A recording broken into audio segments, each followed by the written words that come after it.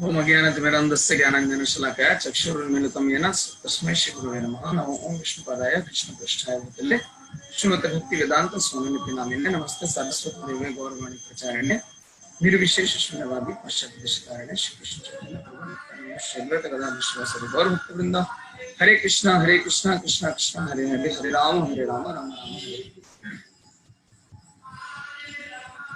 ओम नमो भगवते वासुदेवाय। ओम नमो भगवते वासुदेवाय। ओम नमो भगवते वासुदेवाय। नारायणं नमस्कृत्य नरं चैव नरोत्तमं देवीं सरस्वतीं व्यासं ततो जयमुदीरये।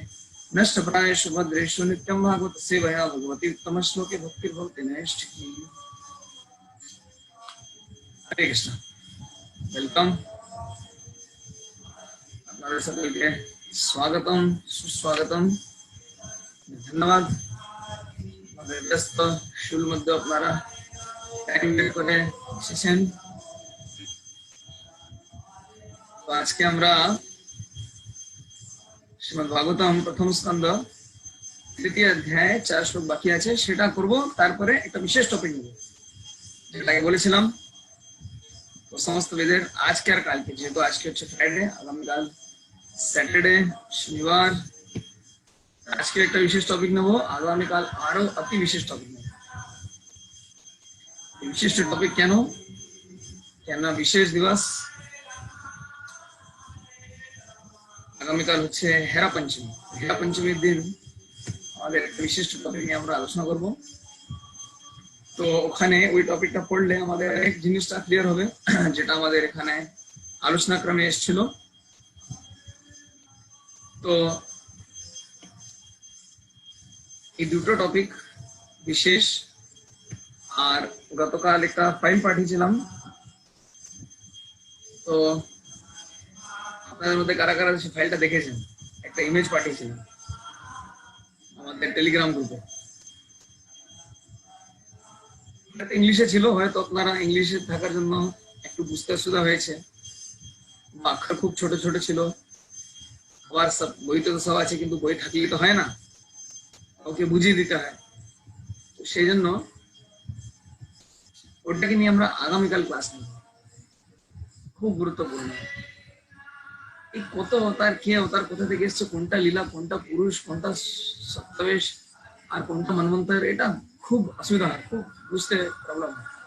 তো সেটাকে নিয়ে আমি আগামীকাল ভাবছি যদি দুটো মাইন্ড ম্যাপ বানাই, মাইন্ড ম্যাপ দিয়ে আপনাদের বুঝতে, আপনাদের বোঝাতে আমার খুব সুবিধা হবে, আপনাদের বুঝতে সুবিধা হবে। তো গতকাল যেটা পাঠিয়েছিলাম সেটা একবার খেয়াল করে দেখবেন, সেটা গুরুত্বপূর্ণ।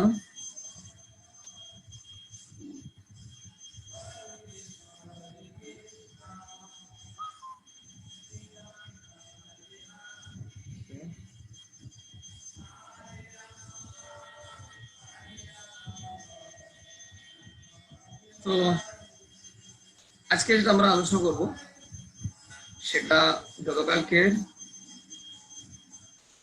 দেখেছি প্রবল ক্লিয়ার নেই, জেনে শুনে এমন পাঠিয়েছি যেন ক্লিয়ার না হয়, কিন্তু একটা ইন্টারেস্ট থাকে। ওটা ট্রিক, ক্লাসের মধ্যে লোক নিয়ে আসার জন্য ওটা ট্রিক। সবটা যদি আপনি বুঝতে পারবেন তাহলে তার ক্লাসে আসবেন না। সেই জন্য ওটা একটু মানে যেমন মাছকে ধরার জন্য চারা ফেলেন, চারা না ফেললে মাছকে ধরা যায় না, সেই রূপে সেইভাবে একটু করলাম, বদমাইশি করলাম, যাতে না বুঝতে পারেন কি যে বুঝতে পারছি না। তো দেখলে সুন্দর মনে হচ্ছে ভালো জিনিস, কি জিনিস, তাহলে আপনার একটু দেখতে একটু রুচি নেবেন। তাহলে আগামীকাল যে পড়াবো, আগামীকাল একটা পিপিটি মাধ্যমে দেখাবো মাইন্ড ম্যাপ। তো মাইন্ড ম্যাপের মাধ্যমে দেখলে কিন্তু বুঝতে খুব সুবিধা হবে। তো ওইভাবে অ্যাকচুয়ালি পড়াশোনা করা উচিত। আশা করি আপনারা সবাই খাতা পেন নিয়ে বসে লিখছেন, আর এটা লিখলে কিন্তু বুঝতে পারবেন, না লিখলে কিন্তু গ্যারান্টি দিচ্ছি টাকা ফেরত নিয়ে নেব যদি আপনি বুঝতে পারেন না লিখে। না লিখে যদি আপনারা বুঝতে পারেন তো আমি পুরো টাকা ফেরত দিয়ে দেবো আপনাকে, বইও আপনি রাখুন, টাকাও আপনি রাখুন, নো প্রবলেম। কিন্তু যদি লিখেন তাহলে কিন্তু বুঝবেন, না লিখলে কিন্তু বুঝতে পারবেন। এটা হচ্ছে ট্রিক। কেন আমাদের ব্রেন নিউরাল নেটওয়ার্ক কিভাবে কাজ করে, তো লিখতে হয়। যাই হোক, তো আমরা আজকে ভাগবতমের যে মাহাত্ম্য সেটা নিয়ে আলোচনা করব।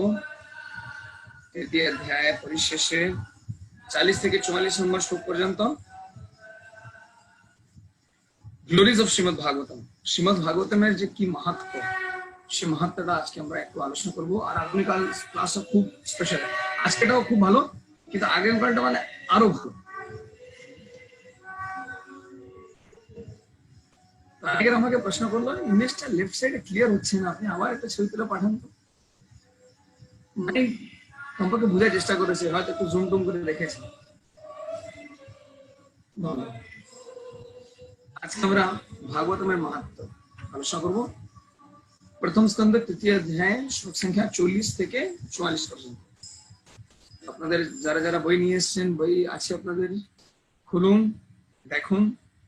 আজকে আমাদের অনিন্দ চক্রবর্তী বাবু মন্দিরে এসেছিলেন, আর এসে উনি ভাগবতম নিয়েছেন। আর এইভাবে দেখুন প্রচারতে কত লোকেরা যুক্ত হচ্ছে। তো ভাগবতম পড়ার মাধ্যমে আমাদের শুধুমাত্র ভগবানকে জানতে পারবো না, নিজেকেও জানতে পারবো, ভগবানের সঙ্গে আমার কি সম্পর্ক আছে সেটা জানতে পারবো। তাহলে এই জগতে যে আজকে কেমন একটা অবস্থা হয়ে গেছে, আজকে পড়লাম ও টিকটকে একজন খুব বড় স্টার শিয়া কাক্কড়, 16 বছরের মেয়ে, বাচ্চা মেয়ে, ও আত্মহত্যা করে ফেলেছে। কেন, কি কারণ? মানে আত্মহত্যা করার মতো একটা স্টেপ কে নিতে পারে, এটা খুব বড় প্রশ্ন। কারণটা কি? জানিস, মনে করছে জীবন এখানেই শেষ, এরপরে আর আমার জন্য কোনো উম্মিদ নেই, নো হোপ। তো আমাদের এই শ্রীমদ ভাগবতম পড়ার মাধ্যমে, ভগবানকে জানার মাধ্যমে আমরা জীবনে একটা সাহস পাবো, একটা কনফিডেন্স পাবো। এই সাহস না থাকার জন্য আজকে মানুষ কি করছে, গলায় দড়ি দিয়ে ঝুলছে না। আরে মনুষ্য জীবন এরকম আত্মহত্যা করার জন্য নয়। এত কষ্ট করে 84 লক্ষ জনের মধ্যে 4 লক্ষ মানুষ জন্য, তার মধ্যে সভ্য কজন আছে? ম্যাক্সিমাম তো অসভ্য। কজন সভ্য আছে? খুব কম। মানে এখান থেকে বোঝা যাচ্ছে, দেখুন এই ম্যাটেরিয়াল সাকসেস মানে জড়জাগতিক সাফল্য থাকলেই যে মানুষ খুব ভালো থাকবে এমন কোনো কথা নেই। টুইটারে না, সরি, টিকটক একটা অ্যাপ্লিকেশন আছে, সেই টিকটকে ওই মেয়েটির 11 লক্ষ ফলোয়ার্স, ইনস্টাগ্রামে 1 লক্ষ ফলোয়ার্স, তার সত্ত্বেও আত্মহত্যা করেছে। কি কারণ সেও জানে, ভগবান জানে। কিন্তু নিশ্চিত দেখা যাচ্ছে আজকে লোকেরা ডিপ্রেশনে চলে যাচ্ছে। মনুষ্য জীবনে কি উদ্দেশ্য বুঝতে পারছে না। মানে টাকা পয়সা প্রসিদ্ধি নাম যশ থাকলেই যে মানুষ ভালো থাকবে এমন কোনো কথা নেই। তাহলে এই অনিত্য জিনিসের পিছনে আমরা কেন ছুটবো? এই জিনিসটা আমাদের হৃদয়কে সন্তুষ্ট করতে পারবে না। বেদব্যাস সমস্ত বৈদিক শাস্ত্র, আজকে আমরা আলোচনা করবো কতটা বৈদিক শাস্ত্র আছে, কি কি আছে। সমস্ত বৈদিক শাস্ত্র রচনা করার পরে বেদব্যাস সন্তুষ্ট হয়নি। তারপরে তিনি মহাভারত রচনা করলেন, বেদান্ত সূত্র রচনা করলেন, তবু সন্তুষ্ট হচ্ছেন না। তখন ওনার গুরু নারদ মুনি এলেন। নারদ মুনিকে বললেন, বলে আমি সন্তুষ্ট, ভালো লাগছে না। নারদ মুনি বললেন, আরে তুমি ভগবান কৃষ্ণের লীলা বর্ণনা করো না, সেই জন্য তোমার হৃদয় কি আছে, অসন্তোষ আছে। তো আমরা যদি হৃদয়কে সন্তুষ্ট করতে চাই, তাই হৃদয়কে প্রকৃত পক্ষে সন্তুষ্ট করার জন্য আমাদের কি করতে হবে? এই শ্রীমদ ভাগবতমের আশ্রয় নিতে হবে। ভাগবতম মাত্র বাড়িতে কিনে রেখে সংগ্রহ করার জন্য নয়। এরকম অনেকে থাকে কালেক্টরস এডিশন, কালেকশন করে রাখে বাড়িতে, না। ওটা পড়ার জন্য, তো যেন আমরা ভালোভাবে একটু আইডিয়া পাই, বুঝতে পারি ভাগবতমে কি আছে, সেই জন্য এই ক্লাস। ওকে, 40 নম্বর শ্লোক থেকে আমরা আলোচনা করবো। ইদম ভাগবতম নাম পুরাণম ব্রহ্ম সংহিতম উত্তম শ্লোক চরিতম চকার ভগবান শ্রী নিশ্রেয়সায় লোকস্য ধন্যম স্বস্ত্যয়নম মহৎ। বলছেন এই শ্রীমদ ভাগবতম, ইদম, ইদম মানে এই, ভাগবতম নাম, হ্যাঁ বেদব্যাস ভগবানের নাম, ইদম ভাগবতম নাম পুরাণম ব্রহ্ম সংহিতম। ব্রহ্ম সংহিত মানে এটা ভগবানেরই অবতার, এই ভাগবতের মধ্যে আর ভগবানের মধ্যে কোনো তফাৎ নেই। ইদম ভাগবতম নাম পুরাণম, এটা পুরাণ, ব্রহ্ম সংহিতা সাক্ষাৎ ভগবানের অবতার। এটা ব্রহ্ম সংহিতম মানে ব্রহ্ম সংহিতা মনে করবেন না, ব্রহ্ম সংহিতম, উত্তম শ্লোক চরিতম। তো ভগবানকে কিভাবে বর্ণনা করছে এখানে, উত্তম শ্লোক মানে যাকে উত্তম শব্দ দিয়ে, হ্যাঁ চয়েসেস্ট অফ দ্য ওয়ার্ডস প্রপার ইংলিশে লিখছেন, যাকে একদম গুণে গুণে শব্দে যাকে বর্ণনা করা, উত্তম শ্লোক চরিতম চকার ভগবান ঋষি। কে রচনা করলো, ভগবান ঋষি মানে ব্যাসদেব, বেদব্যাস লিখছেন। নিঃশ্রেয়সায়, কেন, দুটো জিনিস আছে না, শ্রেয় আর প্রেয়। কে জানে শ্রেয় কি আর প্রেয় কি, যারা যারা জানে একটু কমেন্ট বক্সে টাইপ করে পাঠান। ভগবদ্গীতাতে এটা আমরা অনেকবার পড়েছি, শ্রেয় কি আর প্রেয় কি।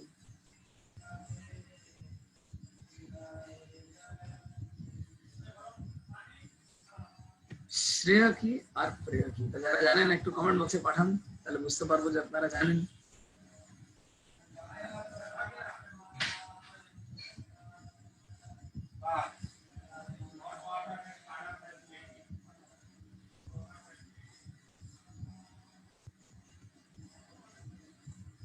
যারা যারা ক্যামেরা অফ করে আছেন একটু ব্যান্ডউইথ যদি অসুবিধা না হয় ক্যামেরাটা অন করুন, তাহলে একটু আপনাদের সকলের দর্শন পাবো।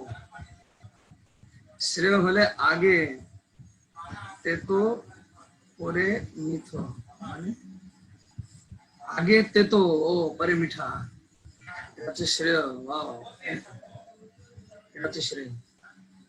আর প্রিয় মানে কি, পরে প্রিয় তার বিপরীত। শ্রেয় পাও কঠিন, বাট অন টাইম সুখদায়ক।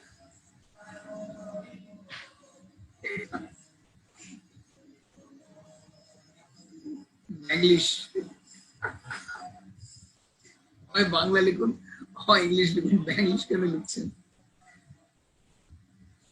ব্যাংলিশ মানে আরো খিচুড়ি।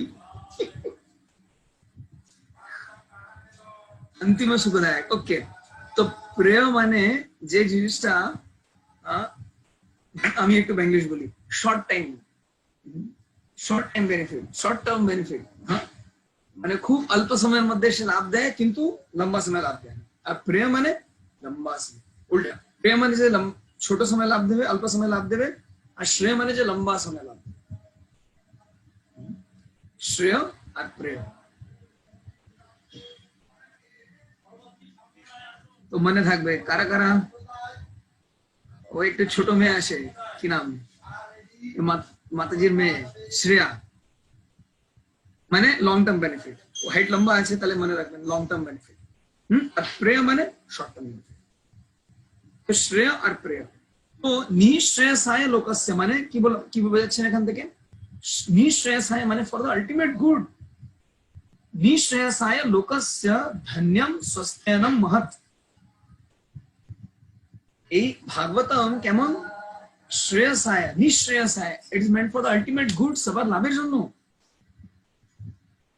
স্বস্ত্যয়নম, অল ব্লিসফুল, যারা ভাগবত পড়ে তারা আনন্দময়, আনন্দে থাকেন। মহৎ আর অল পারফেক্ট, এখানে এখানে কিছু কোনো কিছু কম নেই। তো খুব গুরুত্বপূর্ণ শ্লোক, সেই জন্য আমাদের কি করা উচিত, ভাগবতম হচ্ছে ভগবানের গ্রন্থাবতার, গ্রন্থাবতারে সাক্ষাৎ ভাগবতম। হ্যাঁ, ভাগবতমকে এমন বই নিয়ে ফেলে দেবেন না বাড়িতে, একটা ভালোভাবে কাপড়ে, অনেকেরা কি করে কাপড়ে বেঁধে এমন টাইট গিট দিয়ে রেখে দেয় যেন ভুলবশত না ফুলতে হয়। তারপরে বাড়িতে বসে বসে ধুলো বালি জমাতাম না, খারাপ। আমরা ভাগবতমটা কেন নেব? আমরা ভাগবতম পড়তে চাই কেন? ভাগবতম আর ভগবানের মধ্যে কোনো তফাৎ নেই, ভাগবতম আর ভগবান একদম এক। তারপরে 41 নম্বর শ্লোক, তদিদং গ্রাহয়ামাস সুতম আত্মবতাম্বরম সর্ববেদ ইতিহাসানাম সারম সারম সমুদ্রিতম। খুব সুন্দর শ্লোক আছে। শিল ব্যাসদেব এইটা এই ভাগবতমটিকে কাকে দিলেন? তার পুত্রকে, যিনি যত যারা আত্মসাক্ষাৎকার করেছেন, সেলফ রিয়েলাইজড, যাদের আত্মসাক্ষাৎকার হয়েছে, তাদের মধ্যে তিনি হচ্ছেন শ্রেষ্ঠ। वरम आत्मवताम वरम, वरम माने श्रेष्ठ। और सर्व वेद इतिहासानाम सारम सारम समुद्रितम, समस्त वेद इतिहास, जो तो समस्त वेद इतिहास আছে और सार सार सार माने एकदम फुटिए फुटिए फुटिए फुटिए दूध के फुटिए फुटिए फुटिए की तैयारी है। बोलूं दूध के फुटाले की तैयारी है।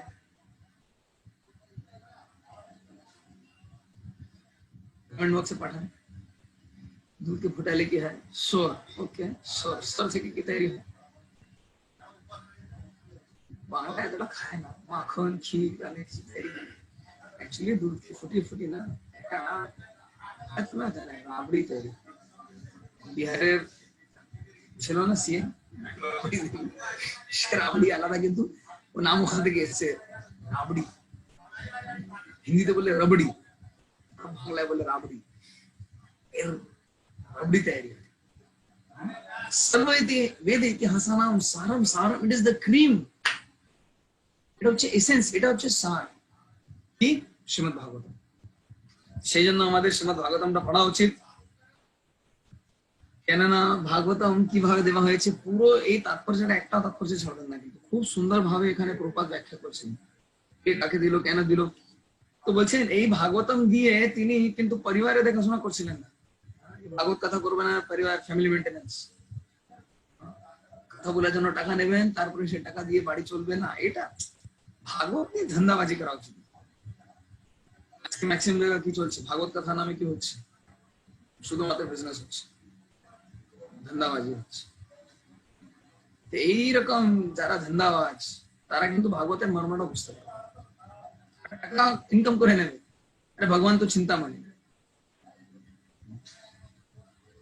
আমাদের মন্দিরে তো এই থাকে না শালাগ্রাম, এখন যে শালাগ্রামের মাহাত্মাটা জানে না, সে কি করবে? শালাগ্রাম নিয়ে আকড় ভাঙবে, কিন্তু শালাগ্রামের মাহাত্মাটা জানেন। এটা কি শালাগ্রামের প্রয়োগ? শালাগ্রাম যেহেতু আখরোট ভাঙতে পারেন, কিন্তু এটা কি শালাগ্রামের কোন প্রয়োগ? এটা কি এই জন্য শালাগ্রাম নিয়ে এসেছিলাম? ভাগবতম দেখুন, জগতে ইন্দ্রিয় তৃপ্তি করার জন্য কত কিছু আছে, ভাগবতমকে নিয়ে কেন ইন্দ্রিয় তৃপ্তি করছে? ইন্দ্রিয় তৃপ্তি করার জন্য কত গান আছে, কি কি আছে। হরে কৃষ্ণ মহামন্ত্রকে নিয়ে ইন্দ্রিয় তৃপ্তি করছে। সে একটা সিনেমা এসেছিল না, হরে রাম হরে কৃষ্ণ, অনেকেরা ভাবছিল ওটা শুনলে নাকি ভক্তি হবে। না, একদম পরিষ্কার কথা লেখা আছে শাস্ত্রে। কি বলছেন? অবৈষ্ণবাদ মুখোদ্গীর্ণম পুতম হরিকথামৃতম শ্রবণম নৈব কর্তব্যম সর্বোচ্চিষ্ট মিথ্যাপয়। অবৈষ্ণবের মুখ থেকে যদি হরিকথা শুনেন, যদি হরিকথা হচ্ছে দুধ, কমপ্লিট ফুড, মায়ের দুধ বাচ্চার জন্য কি কমপ্লিট ফুড, সম্পূর্ণ আহার, যদিও সেটা হচ্ছে সম্পূর্ণ আহার, কিন্তু যদি একটা বিষধর সর্প তাকে দংশন করে, স্পর্শ করে, কি হবে? সঙ্গে সঙ্গে বিষে পরিণত হবে। সেটা খেলে কি হবে? তদ্রূপ এই অবৈষ্ণবের মুখ থেকে যদি আমরা হরিকথা শ্রবণ করি, তাহলে কি হবে? আধ্যাত্মিক জীবন শেষ। দেখুন ইউটিউবে অনেক লেকচার্স আছে, নেটফ্লিক্সে অনেক কিছু স্ট্রিমিং হচ্ছে, সবটা কিন্তু শুনলে কিন্তু 12 বেজে যাবে। ফেসবুকে অনেক কিছু, অনেক জায়গায় অনেক কিছু হচ্ছে, চলছে। আপনি যে ক্যাটাগরিজ ভিডিও দেখেন না, সাজেস্টেড ভিডিও, ওই ক্যাটাগরি ভিডিও দেখে দেবেন। এমন নয় কি শুধু ইসকন এটাই দেখাবে, বাইরেটাও দেখে দেবে। তারা ভাগবতম তো করে আবার মিউজিক চালিয়ে দেয়, গান টান চালিয়ে দেয়। कृष्ण मथुरा से चले, पीछे म्यूजिक, তারপরে একজন ছুটতে ছুটতে আসে, আবার হা হা করে পড়ে যায়। কি ভাই নোটঙ্কি চলছে নাকি, ভাগবতম হচ্ছে নাকি নাটক হচ্ছে?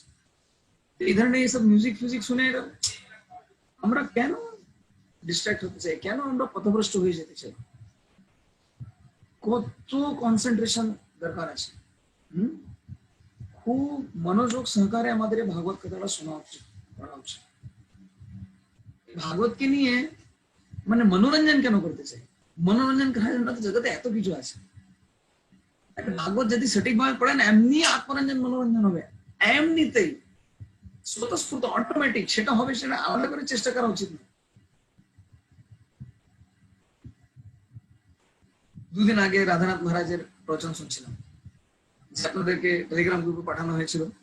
ওখানে রাধানাথ মহারাজ আমাদের গুরু মহারাজকে মহিমা মন্ডন করছে। তো উনি বললেন, এই যে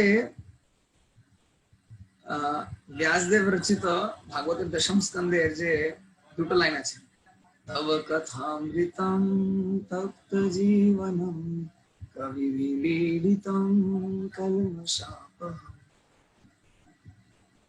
তো এই যে লাইন, এই জগতে কে প্রচার করেছে? উনি গুরু মহারাজকে মহিমা মন্ডন করছেন। এই ভগবানের, দেখুন ভগবানের মহিমা গায়ন করে করে সেটা শুনলে কেমন লাগে না? কত সুন্দর, মাথা একদম ওখানেই ঠান্ডা হয়ে যায়, একদম সঙ্গে সঙ্গে পিসফুল। ফিল্মি গান কানের মধ্যে ঢুকিয়ে একদম জোর করে ঢুকে দেয়, মানে কষ্ট করে যেন না বেরোয়, সারা রাত শুনে ঘুমাতে ঘুমাতে। আপনাদের কথা জানি না, আমি এটাই করতাম আগে ভক্ত হওয়ার আগে, যে খুব পিসফুল মুভি সং কানে এরকম জোর করে ঢুকে নিতাম যেন ভুল করে বেরোন না হবে, সারা রাত শুনতাম। তারপরে কি হলো, এখন যখন জব করতে বসি, ওই গানটা, ওই রেকর্ডটা এখনো চলতে থাকে। খারাপ, এটা যদি করতাম না, এটা কিন্তু যদি ভগবানের কথা যদি মনে যদি থাকে, কত সুন্দর হবে। তো মনোরঞ্জন ইজ এ বাই প্রোডাক্ট। মনোরঞ্জন অটোমেটিকলি হবে, আপনি ভগবত ভক্তি করুন না, এই ভাগবতমটা পড়ুন না, আত্মরঞ্জন মনোরঞ্জন এমনি হবে, আলাদা করে চেষ্টা করতে হবে না। কিন্তু ভাগবতমকে মনোরঞ্জন করবার জন্য কেন পড়ছি? হরে কৃষ্ণ মহামন্ত্রকে মনোরঞ্জন করবার জন্য কেন শুনছি? একটা নামের প্রতি যেদিন আসক্তি জন্মাবে, এমন লাগবে না, নামের মধ্যে টেস্ট পাবেন, কলকাতারও লাগবে না। শুনলে তাণ্ডবিনী, হ্যাঁ বলছে না রূপ গোস্বামী, আমি যখন নাম জপ করি তখন আমার মনে হয় কেন আমার লক্ষ লক্ষ কান নেই, লক্ষ লক্ষ জীবানী কেন, তাহলে নামকে আরো আস্বাদন করতে পারতাম। এইভাবে এখানে ভাগবতমের বর্ণনা আছে, লম্বা চড়া শ্লোক। তারপরে 42 নম্বর শ্লোক, সতু সংশাবয়ামাস মহারাজম পরীক্ষিতম প্রায়োপবিষ্টম গঙ্গায়াম পরিতম পরম ঋষিভি।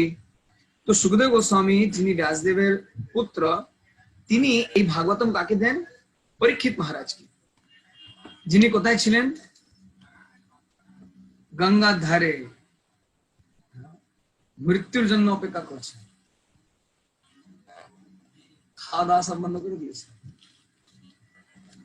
আমরা গঙ্গা ধারে বসে আছি, আমার অফিসে এইদিকে ডান দিকে গঙ্গা আছে, পিছন দিকে গঙ্গা আছে, কিন্তু আমি মৃত্যুর জন্য অপেক্ষা এখনো করছি না। খাওয়া দাওয়া ভালো চলছে, কিন্তু দেখুন এখানে মৃত্যুর জন্য অপেক্ষা করছেন। আজকে মানুষ যখন জানতে পারে কালকে মরবো, এমন খাওয়া খাবে ভাই, আর কোনো চিন্তা নেই কি যে ডায়াবেটিস বাড়বে আর কি ফ্যাট বাড়বে, আরে খাই টানবে, বা শুধু ইন্দ্রিয় তৃপ্তি করে নি, কালকে তো মরবোই এমনি, আজকে ভালো করে ইন্দ্রিয় তৃপ্তি করে নি। এই জগতের মানুষের এটাই হচ্ছে ধান্দা। একটা মরণশীল মানুষ, তাকে ইন্দ্রিয় তৃপ্তি করলে হবে না। জীবনের উদ্দেশ্য ইন্দ্রিয় তৃপ্তি করা নয়, জীবনের উদ্দেশ্য হচ্ছে ইন্দ্রিয়কে সম্বরণ করা। লিডার হতে চান, সারা জগতের গুরু হতে চান, এই 6টা গুণ দরকার আছে, যেটা উপদেশ আমৃতে বলছি। বাতু বেগম, মনসহ ক্রোধ বেগম। আপনার শরীরের কি হেলথ, হাইট, পার্সোনালিটি কিছু যায় আসে না। আপনি যদি আপনার ইন্দ্রিয়কে বশ করতে পারেন, সারা জগৎ আপনার চরণে এসে পড়বে, বড় কিছু করতে হবে না। বাঁচো বেগম, আমাদের অনেক কথা বলার অভ্যাস আছে, কিছু একটা হলে সঙ্গে সঙ্গে আমরা অ্যাডভাইস দিতে চাই, আরে এটা ওর সঙ্গে বুড়ি উড়ি এরকম করে খেয়ে নিন, বেটে খেয়ে নেবেন, বাস ঠিক হয়ে যাবে।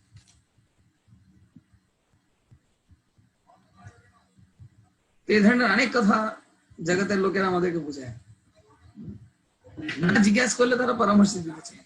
কার এরকম অভিজ্ঞতা আছে যখন আপনাদের পরামর্শ দরকার ছিল না, কিন্তু লোকেরা এসে ছুটে মুটে এসে এসে লাফিয়ে লাফিয়ে আপনাদেরকে পরামর্শ দিচ্ছেন? একটু কমেন্ট বক্সে লিখে পাঠান তো দেখি, তাহলে মানে বুঝতে পারবো কারা আপনারা শুনছেন না ঘুমাচ্ছেন।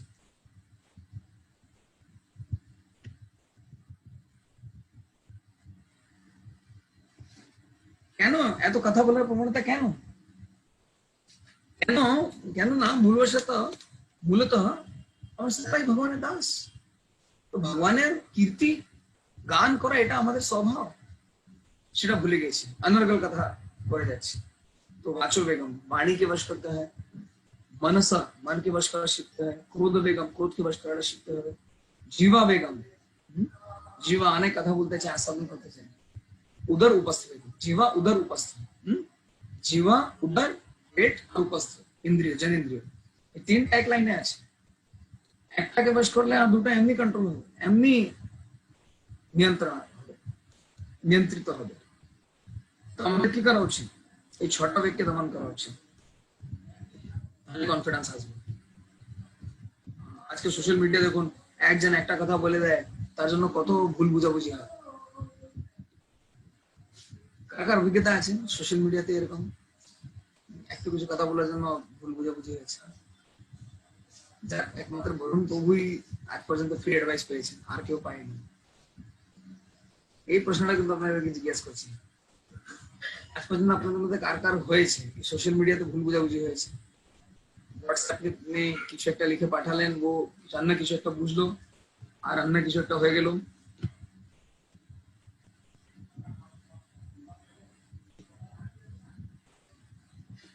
Yes, okay, I myself যাই পাঠান, তাহলে বুঝতে পারবো আপনাদের হয়েছে। কেন হয়? প্রশ্ন হচ্ছে কেন?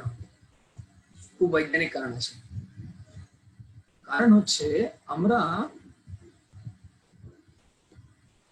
যে কমিউনিকেশন করি, এই যে কমিউনিকেশন বাংলায় জানি না কি বলবো, যাই হোক আপনারা জানেন, তো এর মধ্যে 70% নির্ভরশীল হচ্ছে আমাদের ভাব ভঙ্গিমা, যোগাযোগ। ওকে, যোগাযোগ আমাদের ভাব ভঙ্গিমা, বডি ল্যাঙ্গুয়েজ। 70% নির্ভর হচ্ছে আমাদের বডি ল্যাঙ্গুয়েজ। 25% নির্ভর করে আমার বাণী।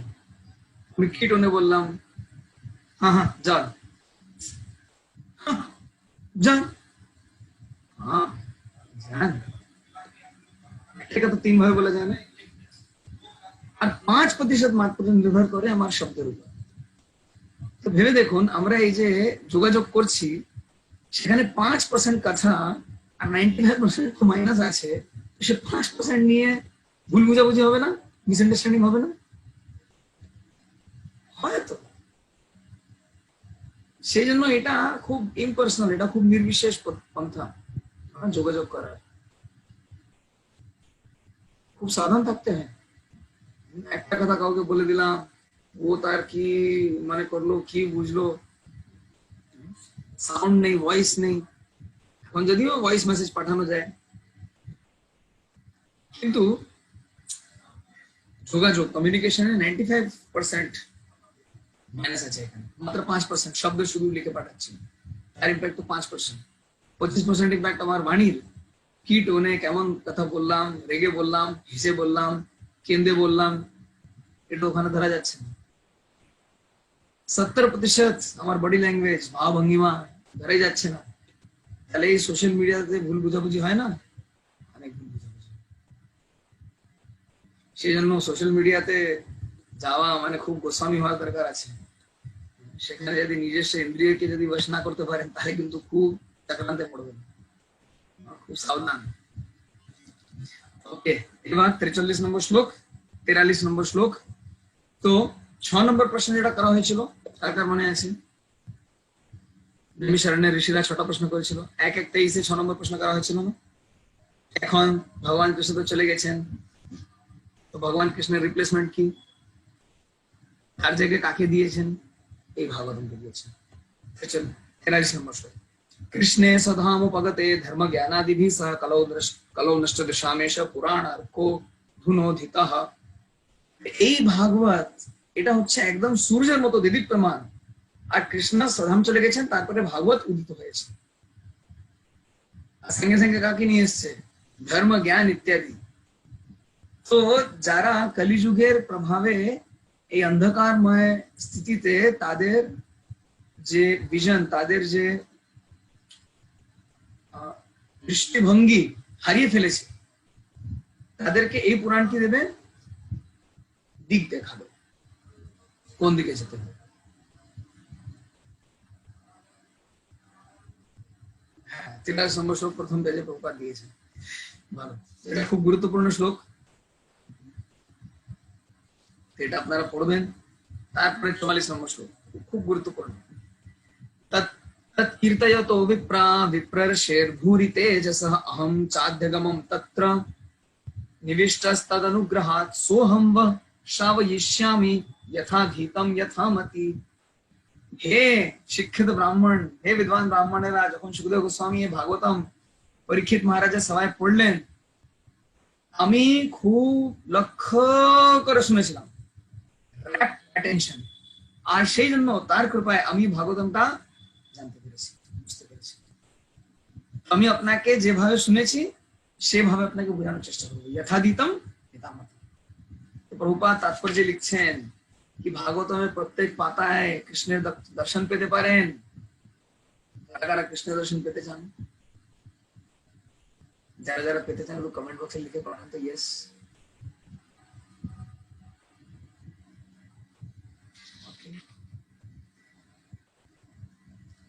আমি ইয়েস, ওকে, আমি দেখেন সবাই কৃষ্ণ দর্শন পেতে খুব উৎসুক।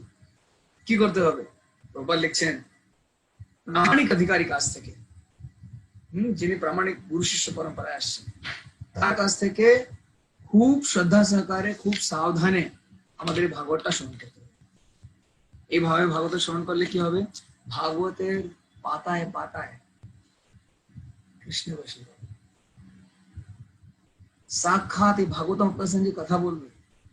অনেক সময় এরকম হবে, মনে প্রশ্ন আছে, সঙ্গে সঙ্গে ভাগবতম বলা, ওই কি রে, ইনি কি করে জানেন আমার মনের মধ্যে যে কি চলছে? এরকম কার কার হয়েছে? আপনার মনে কোনো প্রশ্ন ছিল, আপনি প্রভুপাদের একটা গ্রন্থ খুললেন, ওখানে গেলেই আমি তো একদম এমন চমকে গেলাম, কি রে ইনি কি করে জানেন?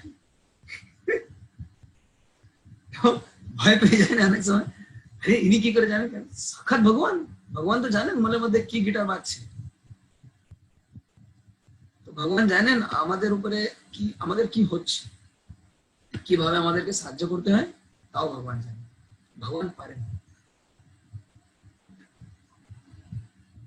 এবার শুধু ঝটকা লাগবে না, সাক্ষাৎ কৃষ্ণকে দেখতে পারবেন। কৃষ্ণকে যদি দেখতে চান তাহলে ভাগবতমকে খুব ফোকাস, খুব অ্যাটেন্টিভ, খুব লক্ষ্য করে সতর্ক হয় প্রামাণিক অধিকারী কাছ থেকে শুনতে হবে। তাহলে কি হবে? ভাগবতমের ভিতরে প্রত্যেক পাতায় পাতায় ভগবানের দর্শন পাবেন। আর এটা করার জন্য কি হতে হবে? তো প্রভুপাদ দেখুন লাস্টের দিকে লিখছেন, শেষের দিকে লিখছেন, কে লক্ষ্য করে শুনতে পারে না? যার মনটা পবিত্র নেই, যার মনটা শুদ্ধ নেই, যার মনে পাপ আছে। কার মনে পাপ আছে? যার আচরণ ঠিক নেই, আর যে আহার নিদ্রা ভয় মেথুনে শুদ্ধ নেই, সে কোনোদিনই তার আচরণটা ঠিক থাকবে না। তো কিন্তু লাস্টে বলছে হোপ अगेंस्ट হোপ। প্রপাত মানে লাস্টে শেষের দিকে আমাদের জন্য, আমার মতো একজন, তার জন্য একটা আশা দেখাচ্ছে। কি বলছেন? But somehow or other if someone hears with rapt attention from the right person, কোনোভাবে যদি সঠিক ব্যক্তির কাছ থেকে সঠিকভাবে যদি ভাগবতমটা শোনা হয় at the very beginning एकदम शुरूতেही one can assuredly see Lord Krishna in person in the pages of Bhagavatam. भगवान कृष्ण के भागवत में अपनी साक्षात दर्शन, একদম সাক্ষাৎ দর্শন। কিন্তু কি করতে হবে? সঠিক ব্যক্তির কাছ থেকে সঠিকভাবে শ্রবণ করতে হবে। আমি কৃষ্ণকে দেখতে চাই না, গুরু মহারাজের সেবা করতে চাই আপনাদের মতো, এই ছাও, এই ছাওটা কি সঠিক সিদ্ধান্ত? ওকে, এটাও খারাপ সিদ্ধান্ত নেই। ভক্তি সিদ্ধান্ত সরস্বতী ঠাকুর বলেছিলেন কি আমাদেরকে ভগবানের দেখার চেষ্টা করা উচিত নয়, এমন কাজ করা উচিত যেন ভগবান আমাদেরকে দেখতে পারে। তো অনেক অ্যাঙ্গেল আছে, আমরা দেখতে চাই না কিন্তু দেখতে পারবো তো। যখন अपराध बात दी, अपराध रहित जप করবেন, अपराध सही जप করি তো জপের মন বসে না। अपराध रहित जप যখন করবেন তখন আপনাকে চেষ্টা করতে হবে না জপে মন দেওয়ার জন্য, নিজ থেকেই আপন থেকেই মন জপের দিকে যাবে, কেন अपराध रहित হয়ে পড়ছে। তদ্রূপ সঠিক अधिकारी प्रामाणिक अधिकारी কাছ থেকে খুব লক্ষ্য দিয়ে খেয়াল করে যদি শুনেন শ্রবণ করেন তো কৃষ্ণকে এমনি দর্শন পাবেন। চেষ্টা করতে হবে, বুঝে গেল? হরে কৃষ্ণ। আজকে এখানে রাখলাম। এখন আমরা একটা স্পেশাল সেকশন দিচ্ছি, ভাগবতমের নয়, কিন্তু দুদিন আগে প্রশ্ন এসেছিল, আমি ভালো এটাকে বেশি ঝুলিয়ে রেখে লাভ নেই।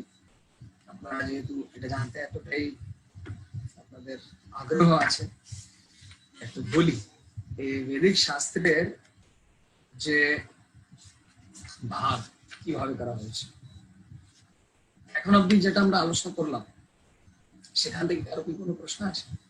প্রশ্ন থাকে তাহলে বলুন।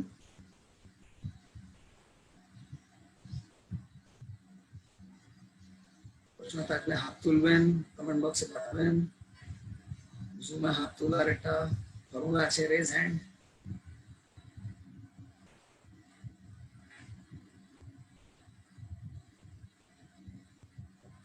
সুপ্রিয় প্রভু,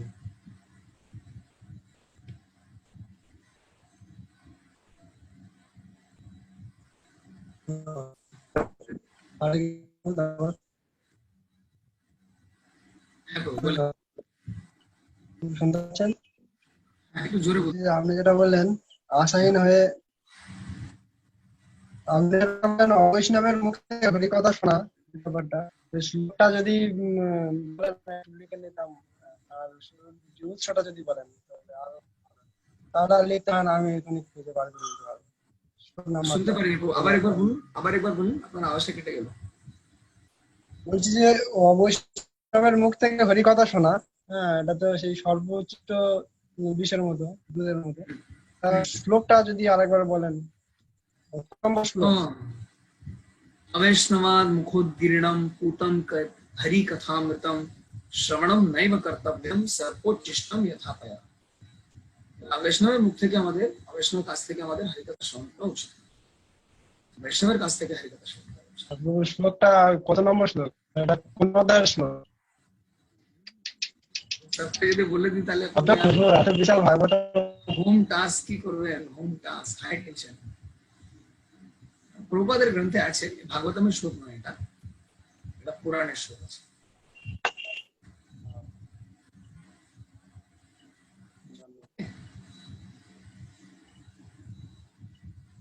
গতকালকে থেকে প্রশ্ন আছে Galaxy M20, Galaxy M20 change করে আপনি নামটা দিতে পারেন না? সবাই মোবাইল নম্বর দিয়ে কথা কেন বলছে? এটা 3%। বলেন।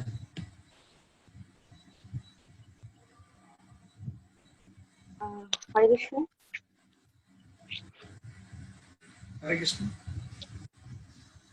আচ্ছা, কালকে হরে কৃষ্ণ প্রভু, দণ্ডবোধ। আপনি যে কালকে গতকাল বললেন যে ভগবান, এখানে ভাগবত আছে যে ভগবান কাল্পনিক, আমাদের যারা নিকৃষ্ট বা ছোট কনিষ্ঠ ভক্তদের জন্য ভগবান তার জড় রূপটা দেখায়। কিন্তু তাহলে কি আমরা কার ভজনা করতেছি, যে নিরাকার না সাকার? সাকার। নিরাকার ভজনা করবেন কি করে? তো কোনো আকারই নেই। না, তাহলে যে এখানে আমরা বলতেছি যে কাল্পনিক ভগবান যা একদম কনিষ্ঠ ভক্তদের জন্য রূপ ধারণ করে, তাহলে আমাদের সর্বোচ্চ স্তরে আমাদের যেতে জন্য হলে তাহলে না, তো আপনি সর্বোচ্চ স্তরে এসে গেছেন বলেই ভাগবতম শুনতে পাচ্ছেন। আর সেটা না, না মানে সত্যি কথা বলছি, নাহলে হজম করতে পারতেন না এই কথা। তো যারা ভক্ত নেই তাদেরকে জিজ্ঞাসা করুন, তাদের মা অনেকেরা বলবে না এই জগৎটাই হচ্ছে ভগবান। তো এরকম কথা যারা বলেন তাদের সাথে সে বলা হয়েছে। তাহলে যে প্রভু মানে আরেকটা কথা, যারা মুসলিম যারা, তারা হুম। কার ভজনা করে? তারা তো নিরাকার, মানে নির্বিশেষ, নির্বিশেষ, এরকম। তারা কি মানে আল্লাহ যে যাকে ডাকে তারা মানে তারা ভগবানের কি, তাদের আল্লাহ কি ভগবানের কি আর এক অবতার নাকি? সে ভগবানই নির্বিশেষ ব্রহ্মজ্যোতি। Actually, ব্রহ্মজ্যোতি। তার যে উদ্দেশ্য হচ্ছে সেটা হচ্ছে ভগবানের কোনো ভৌতিক আকার নেই। অ্যাকচুয়ালি এটা বলার আসল উদ্দেশ্য, কিন্তু তারা কিভাবে বুঝে কিনা কোনো আকারই একেবারে, তো ওটা ভুল ধারণা।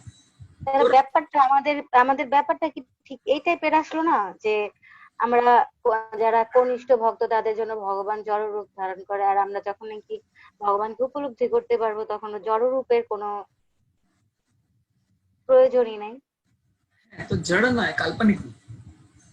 ভগবানের রূপ কখনো জড় নয়। ভগবান বললো তো এখানে তো লেখা আছে যে আপনার 30 নম্বর শ্লোকে ভগবান কখনো জড় রূপ ধারণ করে না, কিন্তু কনিষ্ঠ ভক্তের জন্য ভগবান জড় রূপ ধারণটা করে। হ্যাঁ, মানে ওই যে জগৎকে আমি ভগবান রূপে দেখছি, তো সেটা খুব উঁচু স্তরে চাই, কিন্তু তবুও একজন আমার থেকে বড় আছে এটা কথাটা মানছে বলে ওদেরকে স্বীকার করা হচ্ছে। বুঝে গেল? হুম। সঞ্জয় প্রভু, unmute করলাম। হরে কৃষ্ণ বাবু। Yes. তারপর ওই 42 নম্বর শ্লোকে অনুবাদে আছে, ব্যাসদেবের পুত্র সুখদেব গোস্বামী গঙ্গার তটে প্রায়োপবেশনে উপবিষ্ট এবং মহান ঋষিদের দ্বারা পরিবেষ্টিত মহারাজ পরীক্ষিতকেও শ্রীমদ্ ভাগবত শুনেছিলেন। এখানে কি সমস্ত মুনি ঋষিরাই প্রায়োপবেশনে ছিলেন প্রভু, নাকি শুধু মহারাজ পরীক্ষিত ছিলেন? কিন্তু আমার মনে হয় না বাকি মানে 7 দিন 7 রাত যে কথা চলেছে সেখানে আর কোনো লাঞ্চ ডিনার ব্রেক হয়েছে, কেউ চা খেতেও যায় মানে পুরো ব্রেকলেস হয়ে গেছে। মানে কি শুনছে এখন পুরোটা র্যাপ অ্যাটেনশন, একদম মনটা ওখানে ফিক্স হয়ে গেছে। হ্যাঁ, তো উনি রাখবেন বলে এখন খেয়ে দেওয়ার লাভ কি আছে? তো উনি তো সেভাবে মৃত্যু জন্য প্রস্তুত হচ্ছিলেন। হ্যাঁ। বাকি কি করবে এটা কোথাও মেনশন নেই, লেখা নেই, কিন্তু আমি আশা করি না ওখানে আর খাওয়া দাওয়ার বড় বন্দোবস্ত ছিল, কোন লাইন লাগছিল, প্রসাদ দেওয়া হচ্ছিল, ভান্ডারা চলছিল, সেরকম কোনো কথা লেখা নেই। আশা করি তারাও শুনছিল। ওকে প্রভু। আর কারো প্রশ্ন আছে? যদি প্রশ্ন থাকে তাহলে বলুন।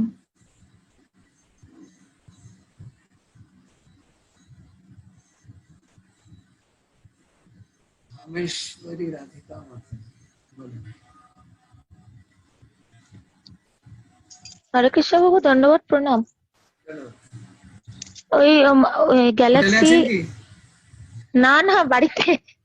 হোটেল থেকে তো অনেকদিন চলে এসেছি। হ্যাঁ, বলছি যে ওই গ্যালাক্সি M20 মাতাজি যে বললেন না, যে মুসলমানরা যে ওই নির্বিশেষ কে করেন, ভজনা করেন, এই শ্রীমদ্ ভাগবতমের প্রথম খণ্ডে পেজ নাম্বার 70 ইংলিশে না না, বাংলায়। বাংলায় বাংলা আছে? ওকে, যা কি বলছেন ওখানে? ওখানে লেখা আছে যে ওই শ্রী চৈতন্য মহাপ্রভু একজন মৌলানার সঙ্গে দেখা হয়েছিল। তো তিনি মৌলানাকে কথোপকথন করে বলেছিলেন যে কোরআনেও শ্যামসুন্দর শ্রীকৃষ্ণের এবং ভাগবত ধর্মের বর্ণনা রয়েছে। তাই সেটাই বলছি যে তার মানে ওরাও হয়তো জানে না, যারা হয়তো কোরআন পড়ে তারা হয়তো জানে, মানে এই মহাপ্রভুর কথাটা শুনে বোঝা যাচ্ছে যে নিশ্চয়ই সেখানেও ভগবানের কথা বর্ণনা করা আছে। এবার হয়তো মানে ওটা এত স্পষ্ট নেই, বা যারা ব্যাখ্যা করে তারা ওটা বুঝতে পারে না স্পষ্ট ভাবে। এটা কেন যখন মহাপ্রভু বলেছেন তাহলে নিশ্চিত আছে, এখন যারা পড়েছেন তারা বলতে পারে, পড়েনি কোনোদিন। কিন্তু মানে আমি যেটা বুঝেছি, আমি যেটা জানি সেটা হচ্ছে কি আহ, তারা বলে কি ভগবানের কোনো জাগতিক রূপ নেই। মানে তাদের কথার যে মানেটা কি ভগবান নিরাকার মানে তার কোনো জাগতিক আকার নেই। কিন্তু আধ্যাত্মিক তো একটা থাকার কথা। তো তারা বললে কি না তুমি যদি আকারের কথা বলো তাহলে মানে বাস মেরে দেবো কুট দেবো, এটা মানে বাচ্চার মতো কথা। নিশ্চিত আছে, মহাপ্রভু বলছেন মানে নিশ্চিত 100% আছে। এখন কোথায় কোন শ্লোক কোন খণ্ডে আমরা তো কিছু বলতে পারবো। ওকে, সুপ্রিয় প্রভু বলেন। হ্যাঁ প্রভু, এটা তো ভাগবতেও আছে যে মহারাজ যজাতির পুত্র তুর্বসু থেকে তুরস্ক, মানে মুসলিম যে ধারা এসছে ওটা তো যজাতির বংশধর, তাহলে ওরাও তো সেই ভাগবতম থেকে ভগবান থেকে সৃষ্ট। ভাগবত বলছে আস্তে আস্তে মহারাজ পড়ুন, যজাতির 5টা পুত্র তুর্বসু থেকে তো মুসলিম সম্প্রদায় এসেছে। আস্তে আস্তে পড়ুন আর জোরে জোরে বলুন। স্পিডটা কম, ভলিউমটা শুনতে পাচ্ছেন? শুনতে পাচ্ছি কিন্তু মানে দৌড়াচ্ছেন আপনি, আর তার মধ্যে আপনার সাউন্ডও একটু ডিস্টার্ব আসছে। আস্তে আস্তে পড়ুন, জোরে। বলছি যে এই যে মুসলিম সম্প্রদায়টা এটা এসছে মহারাজ যজাতির 5টা পুত্র, তার মধ্যে যে তুর্বসু যে বংশ বংশ মানে ওটা এসছে তুর্বসু নামে যে পুত্রটা ছিল তার থেকে এসছে তুরস্ক, আর তুরস্ক তো মুসলিম। প্রশ্নটা বুঝতে পারছি না, আপনার আওয়াজে খুব ডিস্টার্বেন্স। আপনি কমেন্ট বক্সে লিখে পাঠান তাহলে একটু শুনতে পারবো। এই আওয়াজে খুব কথা কেটে কেটে আসছে। ওকে, আর কারো কি কোনো প্রশ্ন আছে? প্রশ্ন থাকলে বলুন, নাহলে আমরা এই বেদের যে শ্রেণী বিভাগীকরণ ক্লাসিফিকেশন সেখানে আসতে যাবো। আর আগামীকাল খুব গুরুত্বপূর্ণ বিষয়। তো কারা কারা দেখেছিলেন গতকালকে যে টেলিগ্রাম গ্রুপে ছাড়া হলো দুটো ছবি? যারা যারা দেখেছেন একটু পাঠান তো কমেন্ট বক্সে। ইয়েস,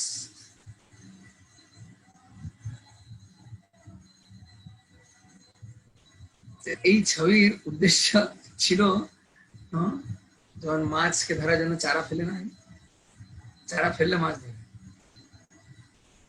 উদ্দেশ্য ছিল আপনারা যদি একটু ইন্টারেস্ট পাবেন কি দিচ্ছেন, দেখা যাচ্ছে না, বুঝে যাচ্ছে কি প্রকাশ বিলাস কত ধরনের অবতার আছে, কোন অবতার কোন ক্যাটাগরির মধ্যে পড়ে, কিভাবে সেটা বুঝবো, ওটা নিয়ে না আমরা আগামীকাল ক্লাস একটা করবো, বিশেষ ক্লাস। আগামীকাল কিন্তু থাকবেন, আগামীকাল নানা কাজ একটু বাদ দিয়ে বিকেলে ক্লাসে থাকবেন। আমরা একটা প্রেজেন্টেশন নিয়ে পুরো আলোচনা করবো कि भगवान स्वयं प्रकाश, तदेकात्म रूप, प्रकाश विलास, प्रभव प्रकाश प्रभव विलास, वैभव प्रकाश वैभव विलास, अवतार কোথায় কি কে কোন কোন অবতার আছে,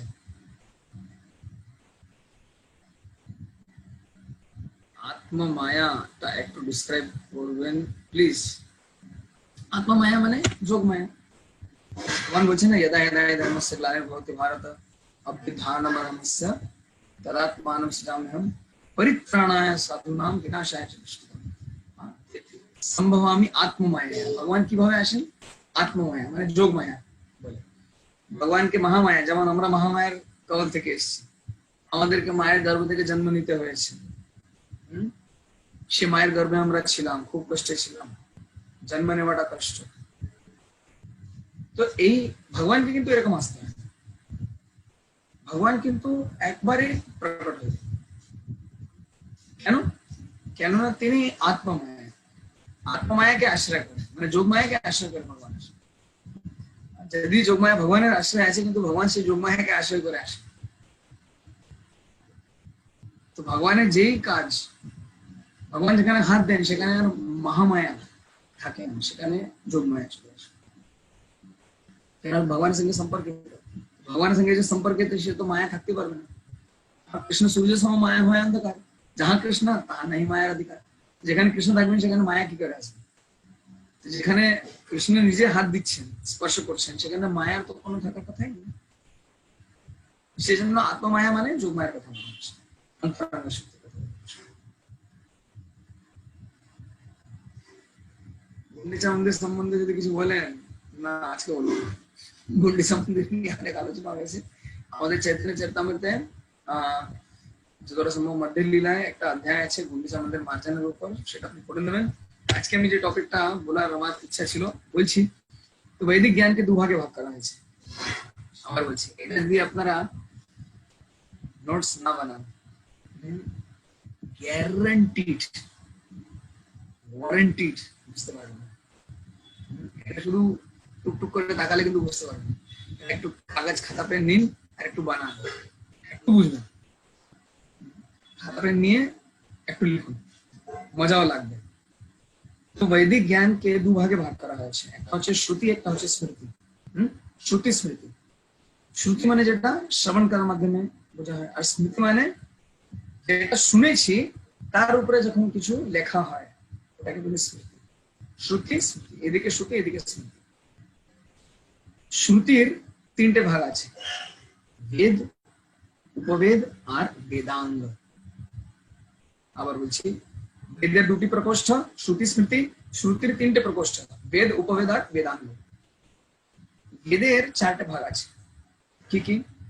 4 রকমের বেদ আছে সেটা একটা কথা, কিন্তু বেদের চারটে ভাগ আছে। কি কি আছে? সংহিতা, সংহিতাতে কি থাকে? মন্ত্র। 2 নম্বরে ব্রাহ্মণ। ব্রাহ্মণ মানে রিচুয়াল এক্সপ্লেনেশন অফ মন্ত্রস।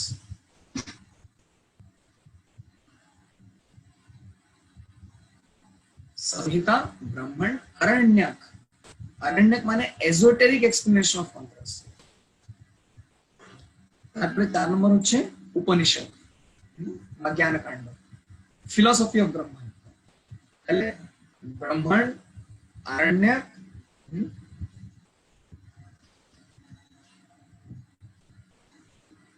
কিভাবে মনে রাখবেন? খুব সিম্পল ফর্মে বলে দিচ্ছি। এদের 4 ভাগ আছে, কিভাবে মনে রাখবেন? You apps. এখন অ্যাপস নিয়ে খুব ইউটিউবে অনেক চারদিকে ভিডিও ছাড়ছেন।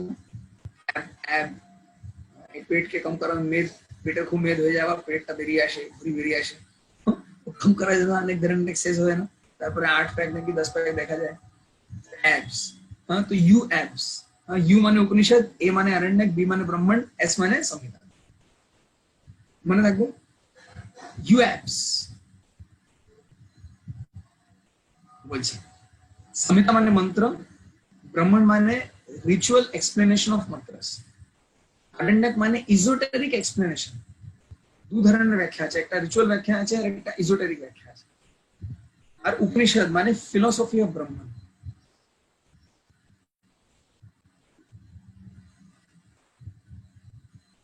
ব্রহ্মাণ্ড মানে ওখানে বেদের যে মন্ত্র তার ব্যাখ্যা আছে।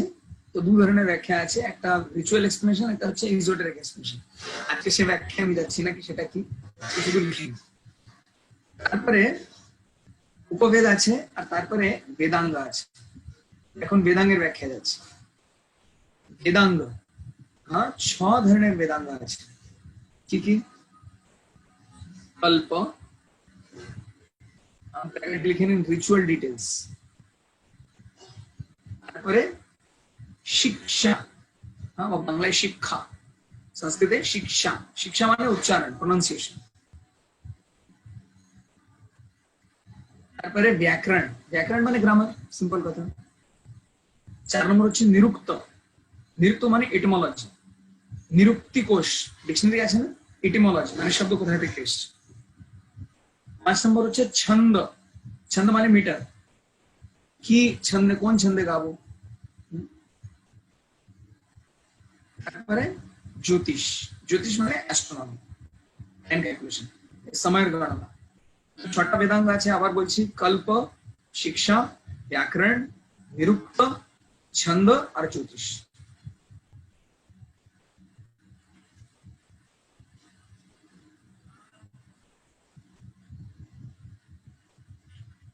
হয়ে গেল।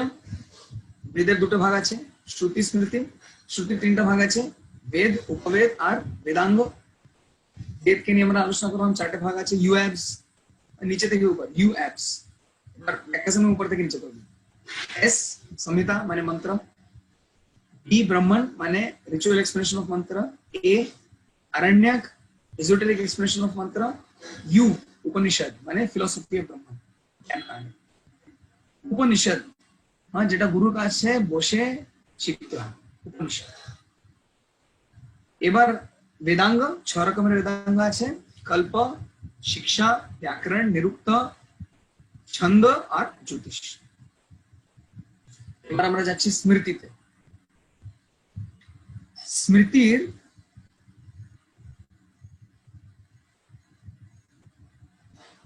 স্মৃতিরও 6টা ভাগ আছে। প্রথম হচ্ছে তন্ত্র, যে ভগবান শিব মাতা পার্বতীকে সতীকে বলেছিলেন, ওটাকে বলে তন্ত্র। তো 3 ধরনের তন্ত্র থাকে, সাত্বিক, রাজসিক, তামসিক। একদম মাইন্ড ম্যাপিং করে বানাবেন, হ্যাঁ বক্স বক্স করে ফ্লো চার্টের মতো বানাবেন, তাহলে বুঝতে পারবেন। আচ্ছা, স্মৃতির দ্বিতীয় ভাগ হচ্ছে রিচুয়াল শাস্ত্র।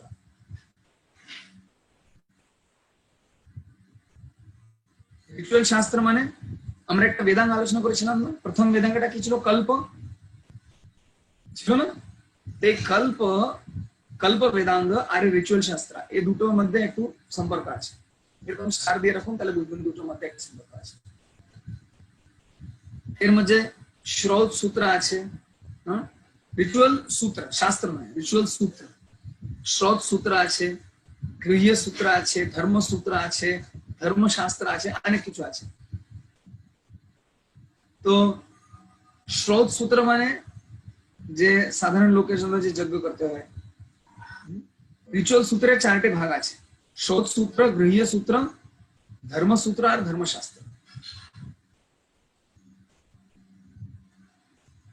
তারপরে স্মৃতির 3 নম্বরে আমরা আসছি, পঞ্চরাত্র।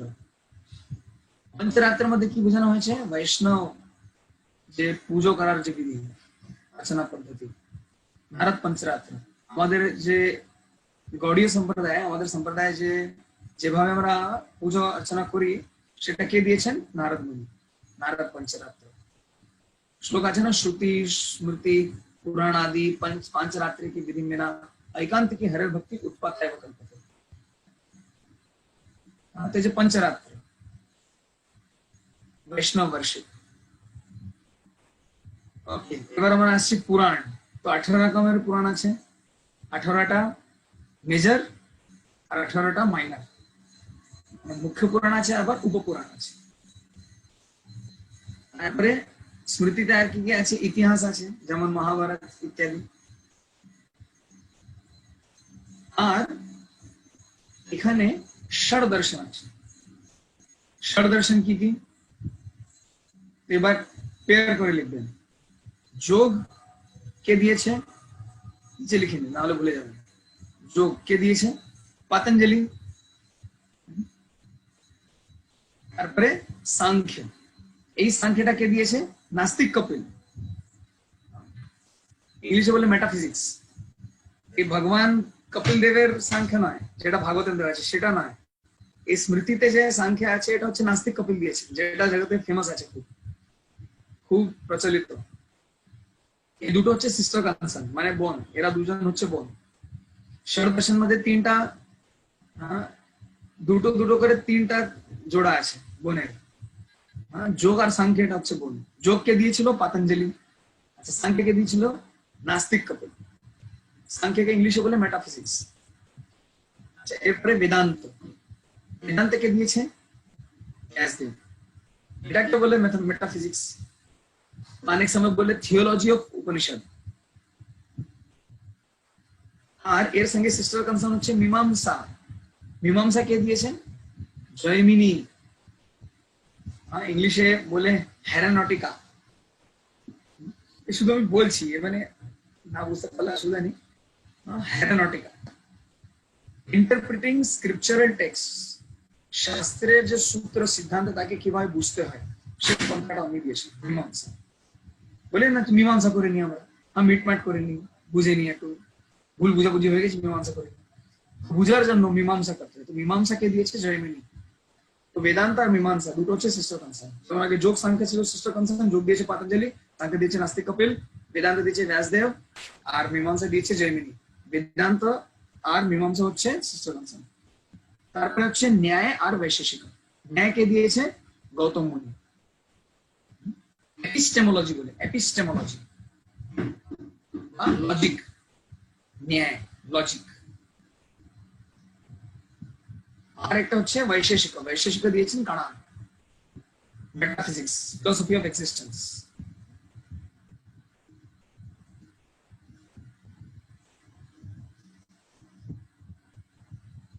তো জেমিনি যেটা দিয়েছেন মীমাংসা, ওটাকে বলে পূর্ব মীমাংসা বা কর্ম মীমাংসা। আর বেদান্ত ব্যাসদেব যেটা দিয়েছেন ওটাকে বলে উত্তর মীমাংসা।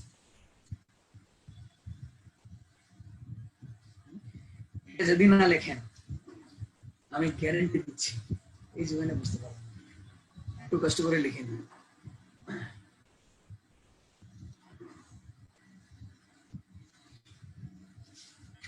এরপরে অনেক আছে।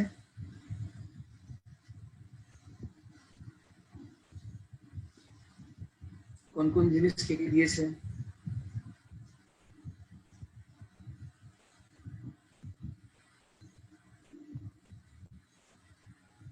চারটা বেদ কে কে দিয়েছে লিখে নিন। লিখাও মাথাতে উপর দিয়ে যাচ্ছে। প্রথমবার এরকম অনেক প্রশ্ন আসছে। আজকে মনে হয় ক্লাস আর শেষ হবে। সঞ্জয় বাবু বলেন। প্রভু ওই স্মৃতির প্রথম ভাগটা একটু বলবেন? রিচুয়াল পঞ্চরত্ন প্রথমটা একটু মিস করেছি। আচ্ছা, স্মৃতির প্রথম ভাগটা রিচুয়াল সূত্র, সরি তন্ত্র। রিচুয়াল সূত্র, পঞ্চরাত্র আর तंत्र, रिचुअल सूत्र, पंचरात्र, पुराण, इतिहास और षड्दर्श। ওকে।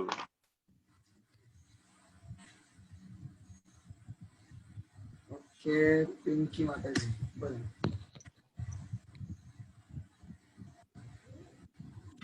হরে কৃষ্ণ প্রভু, হ্যাঁ, বললেন বলেন। ওই যে ন্যায় শাস্ত্র আর ওইটা বৈশেষিকটা কে দিয়েছেন বললেন? গৌতম ন্যায় মুনি দিয়েছেন দিয়েছেন। গৌতম মুনি গৌতম আর মুনি। ন্যায় বৈশেষিক দিয়েছেন কণাদ। কণাদ, কর্ণ। কণাদ, কণ থাকে না, কণ, কণাদ আকার লাগিয়ে দিন। ইয়েস, কর্ণ। ওকে প্রভু, থ্যাংক ইউ।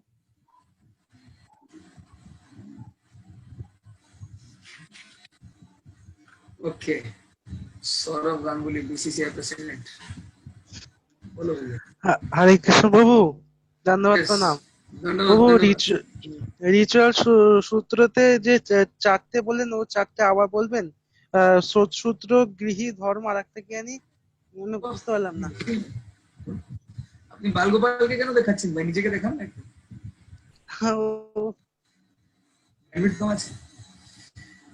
দেখো, স্রোত, গৃহীয় সূত্র, হ্যাঁ প্রভু, সূত্র আর ধর্মশাস্ত্র। আরেকবার বলবেন? আবার বলছি, স্রোত সূত্র, হ্যাঁ সূত্র আর হ্যাঁ। ধর্ম। এবার ধর্মসূত্র থেকে এসছে ধর্মশাস্ত্র। থ্যাংক ইউ প্রভু, থ্যাংক ইউ। হরে কৃষ্ণ। তো এবার চার্টে যে বেদ কে, কোন বেদটা কে কে দিয়েছে লিখে নিন।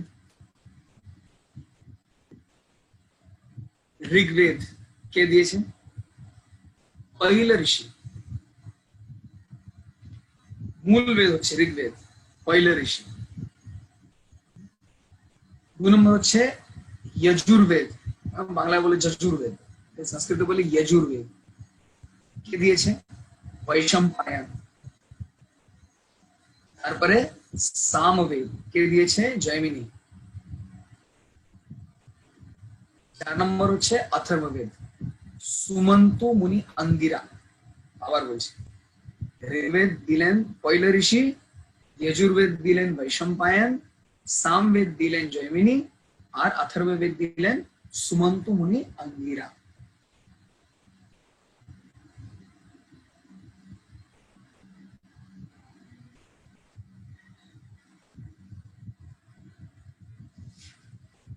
তো এরপরে যে উপনিষদ আছে, উপনিষদের মধ্যে অনেক উপনিষদ আছে, 108টা প্রমুখ উপনিষদ। 108 প্রমুখ উপনিষদ আছে, তার মধ্যে 9টা খুব গুরুত্বপূর্ণ। ঠিক আছে, শ্বেতাশ্বতর, এটা প্রভুপাদের তাৎপর্য থেকে বলছি, আমি মন থেকে বলছি না।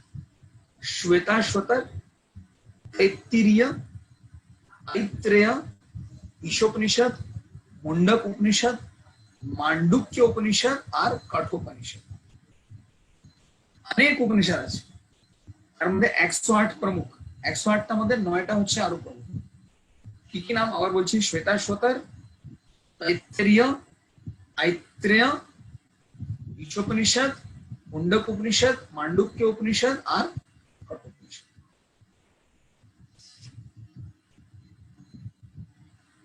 তো অনেকেরা এরকম বলে, ও এক জাকির নায়ক, वो प्रचार করে বলে আরে শ্রুতি প্রমাণকে মানবো, স্মৃতিকে মানবো না, ওটা তো কেউ মানুষ লিখেছেন না। শ্রুতিতেই বলছে কি স্মৃতি হচ্ছে প্রমাণ। ছান্দোগ্য উপনিষদ 7:1-4। আমি অ্যাকচুয়ালি অনেক ইনফরমেশন দিয়ে দিচ্ছি একসঙ্গে, কারণ ক্লাসে টাইম শর্ট থাকে। কালকে ফেসবুকে ক্লাস আপলোড করা হবে, আপনারা পজ করে করে দেখে নেবেন, মানে ডিলিভারি দিতে পারবো না। ছান্দোগ্য উপনিষদ 7:1-4 উপনিষদ, এটা তো হচ্ছে বেদের পার্ট, মানে শ্রুতি, মানে প্রামাণিক। নির্বিশেষবাদীরা তো প্রামাণিক এটাই মানে, শ্রুতিকে মানে, স্মৃতিকে তারা প্রামাণিক মানে না।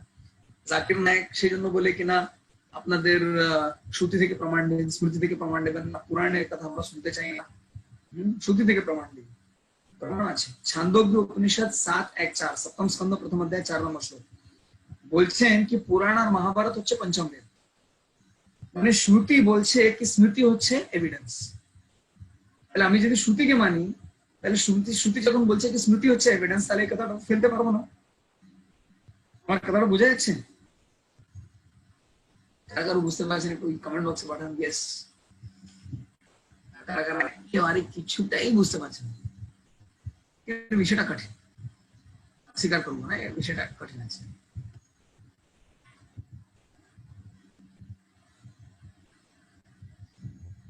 সবাই ইয়েস পাঠাচ্ছে, সবাই বুঝতে পারছে।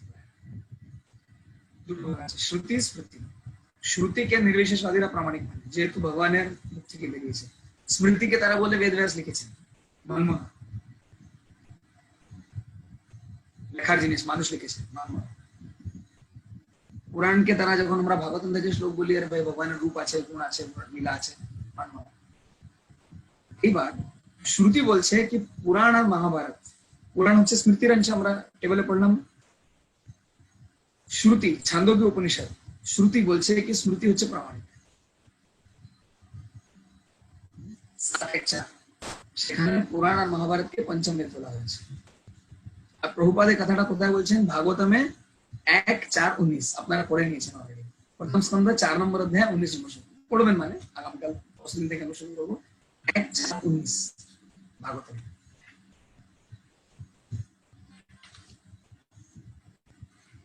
আবার আমি খুব ফাস্ট বলছি, একটু কষ্ট হলেও কষ্ট করে একটু শুনে নিন, কেননা অনেক ম্যাটার আছে, তারা এক ক্লাসে আর দেওয়াই যাবে না।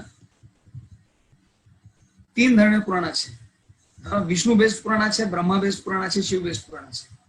বিষ্ণু বেস পুরাণ হচ্ছে সাত্বিক পুরাণ, ব্রহ্মা বেস পুরাণ হচ্ছে রাজসিক পুরাণ, আর শিব বেস পুরাণ হচ্ছে তামসিক পুরাণ। বিষ্ণু বেস পুরাণ কি কি? বিষ্ণু, ভাগবত, নারদীয়, গরুড়, পদ্ম আর বরাহ। ব্রহ্মা বেস পুরাণ কি কি? ব্রহ্ম, ব্রহ্মাণ্ড, ব্রহ্মবৈবর্ত, যেখানে ব্রহ্ম এসছে 3টা হয়ে গেল, তারপরে মার্কণ্ডেয়, ভবিষ্য আর বামন। তারপরে শিব বেস পুরাণ কি কি? বায়ু, লিঙ্গ, স্কন্দ, অগ্নি, মৎস্য, কুর্ম। ফেসবুকে পজ করে করে শুনে নেন, খুব স্লো, এটা শেষই করতে পারবো না ক্লাস। শুধু ইনফরমেশন, ইনফরমেশন থাকলে অনেক সময় আমাদের ক্ল্যারিটি হয়। তারপরে উপপুরাণ, 18টা উপপুরাণ আছে। সনত কুমার, নারসিংহ, নারদীয়, শিব, দুর্বাস, কাপিল, মানব, ভূষণ, বরুণ, কালিক, सांब, सौर, आदित्य, माहेश्वर, देवी भागवत, वासिष्ठ, विष्णु धर्मोत्तर, नीलमत। এই ধরনের অনেক কিছু আছে। এখন এটা তো কতটা বলবো আর কোথায় শেষ করবো, অনেক কিছু আছে। আজকে এখানে বেশি শুনলে আবার রাত্রে ঘুম হবে না, হয়তো এখনই ঘুম পাচ্ছেন। এটা একটু বোরিং, শুধু মানে ইনফরমেটিভ। এটা কোনো ট্রান্সফরমেটিভ নয়, কিন্তু ইনফরমেটিভ, শুধু জানবার জন্য। হরে কৃষ্ণ। এখন আজকে আমরা যা শ্রবণ করলাম সেখান থেকে কারো কোনো প্রশ্ন থাকলে বলুন, প্রশ্নের জন্য দেবো, 8টায় শেষ করে দেবো।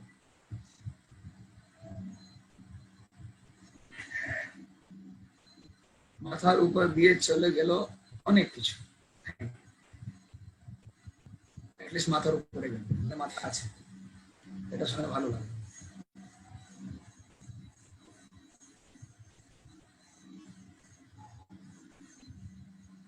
এটা কিন্তু যদি লিখে নেন না তাহলে মাথার উপরে যাবে না, এখানে আটকা পড়বে।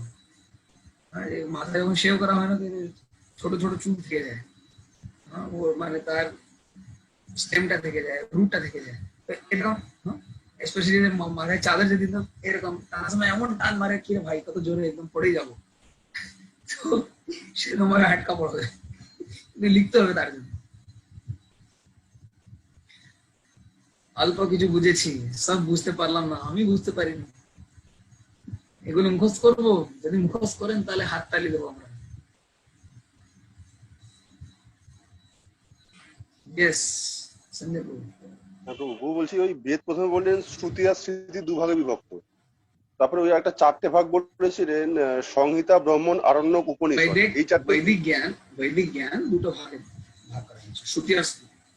এবার যে বেদ যাকে বলা বলি তার 4টে ভাগ আছে, ব্রাহ্মণ, আরণ্যক, ইউএপস থেকে মানে ইউএপস মানে আপনার অ্যাপস, संहिता, ब्राह्मण, आरण्यक और उपनिषद।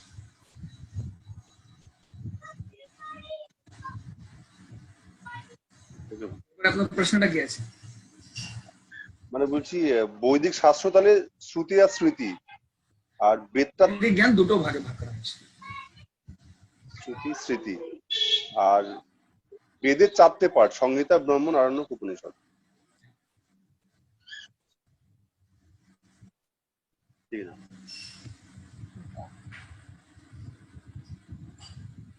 ওকে, আর কার কি প্রশ্ন আছে?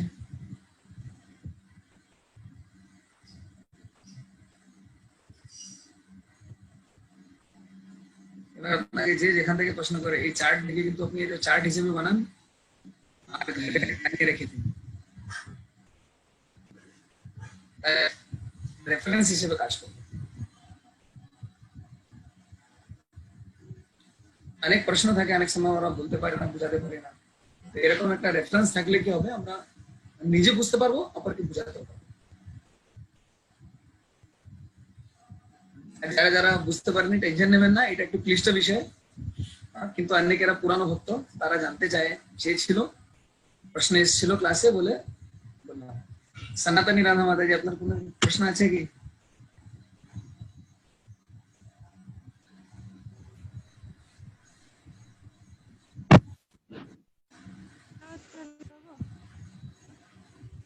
হরে কৃষ্ণ।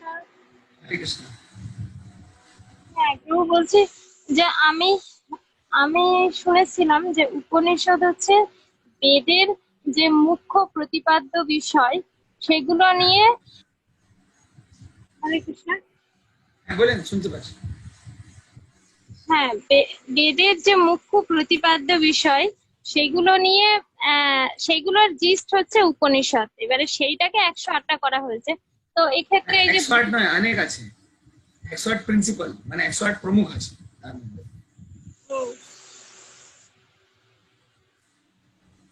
তার মধ্যে 9টা আরো প্রমুখ আছে, এই প্রভুপাদ তাৎপর্য দিয়েছেন চৈতন্য চরিতামৃতে। তারপরে এই 108টার মধ্যে যে উপনিষদের সার হচ্ছে আমাদের গীতা উপনিষদ, তাই? হ্যাঁ, অ্যাকচুয়ালি টেকনিক্যালি ওটা শঙ্করাচার্য বলেছেন, কিন্তু টেকনিক্যালি দেখুন এই তো শঙ্করাচার্য বলেছেন কি ওটা গীতা উপনিষদ, যেহেতু শঙ্করাচার্য বলেছেন তো মানে নির্বিশেষবাদীরা ওটা খারিজ করতে পারবে না। আমরা যদি বলতাম তাহলে ওরা বলতো কি ওটা নেই, তাহলে আপনি কেন বলছেন? কিন্তু যেহেতু দেখুন ফিলসফিটা একই, আর গীতা উপনিষদ ভগবানের মুখ থেকে, ভগবানের মুখ নিঃসৃত বাণী, তাহলে ওটাকে কেন আমি বেদের অংশ মানবো না, যদিও সেটা ইতিহাস মানে স্মৃতির অংশ, সেই জন্য নির্বিশেষবাদীরা ওটা মানতে চায় না। কিন্তু ওখানে ও মানে শ্রুতিরও অংশ, কেন ভগবানের মুখ থেকে বেরিয়েছে, তো ভগবানের মুখ থেকে তো বেদ বেরিয়েছে। तो दू जगह ही पड़े, देयर इज अ ओवरलैप।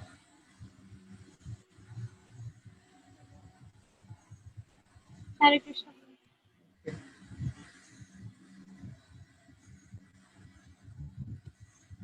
ওকে, আর কারো কি কোনো প্রশ্ন যদি থাকে তাহলে বলুন, তাহলে এখানে শেষ করি। আজকে খুব ভারী ভরকম সামান দিয়েছি, এটা লিখে বোঝাপড়া করতেই আজকে রাত বেরিয়ে যাবে। যদি বুঝতে পারেন তাহলে কিন্তু মজা লাগবে। জ্ঞান এমন জিনিস না, যদি বুঝতে পারি তাহলে কিন্তু আর ঘুম ভেঙে যাবে, তাহলে খুব মজা লাগবে। আর যদি না বুঝতে পারি তো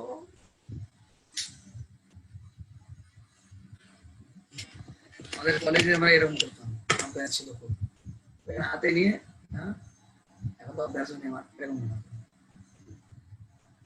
ক্লাসে বসে সূত্র হিসেবে চলতে থাকতো, মাথায় কিছু কাজ করতে হবে।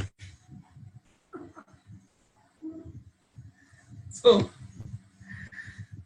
কঠিন বিষয়, কিন্তু যদি লিখে নেন তাহলে অল্প একটু ক্লিয়ার হবে। আর পজ করে করে কালকে শুনবেন আর ওকে। তো 8টা বাজে কারো কোনো প্রশ্ন নেই, আজকে এখানে রাখলাম। আগামীকাল আসবেন, খুব ইম্পর্টেন্ট বিষয়, যে টেলিগ্রামে কালকে ফটো পাঠিয়েছি ওটা নিয়ে আমরা আলোচনা করব, বিস্তৃত আলোচনা হবে, অনেকটা জিনিস আপনাদের ক্লিয়ার হয়ে যাবে, অনেকটা অনেকটা, মানে একদম মজা লাগবে তখন। আর ভাগবত পড়তে, গীতা পড়তে, ভাগবত স্পেশালি শ্রী চৈতন্য চরিতামৃত এগুলো সব পড়তে খুব ভালো লাগবে।